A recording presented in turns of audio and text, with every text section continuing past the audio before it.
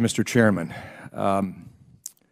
Outgoing presidents have a clear incentive to work to shore up their legacy and finish priority lists during their last few months in office. That's expected, that's normal. This incentive grows even stronger, though, in the period between the election and the inauguration of a new president, as there will be little to no negative consequences or opportunities for constructive feedback to keep the administration from making politically motivated regulatory decisions. However, the negative consequences will simply fall on everyone else who will have to deal with the new rules and their damage, potentially, to the economy. This Washington ritual has become so common that it even has its own name, midnight rules. Research has shown that an average of 17% more rules were promulgated between Election Day and Inauguration Day, compared to non-election years.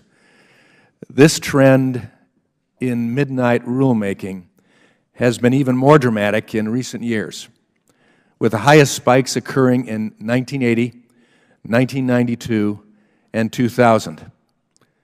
To help put this in perspective, the outgoing Clinton administration published 51% more pages of rules than it did during the average of the same period of the prior 3 years. In one of these midnight rules, the Clinton administration published a proposed rule on residential clothes washers, mandating stores to sell government-approved washing machines considered to be, quote, more efficient. Just 3 months later, and 8 days before the end of his term, the final rule with far-reaching effects for household appliances was published. The rulemaking process for this major rule took less time than the comment period for the Clean Power Plan. And though there were several reports that found the rule would increase cost on consumers, it was quickly finalized. To halt the practice of midnight rules, a practice misused by presidents of both parties, I introduced H.R. 4612, the Midnight Rule Relief Act. This legislation would establish a 10-week regulatory moratorium on major rules between Election Day and the inauguration of a new president.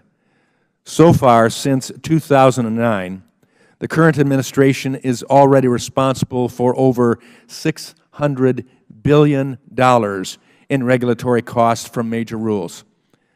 And given the administration's tendency to overregulate and overreach, all indications are they are not done.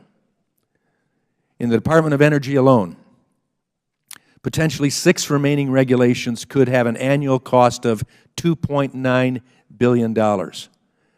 Placing a moratorium on midnight regulations is a concept that has been raised by both Republicans and Democrats. In fact, in 2008, Congressman Nadler introduced a very similar bill to curb midnight rules under the outgoing Bush administration. I hope we can work together to ensure small businesses in Michigan, my state, and across the country aren't faced with a new onslaught of excessive regulations that stifle wages, job creation, and economic growth.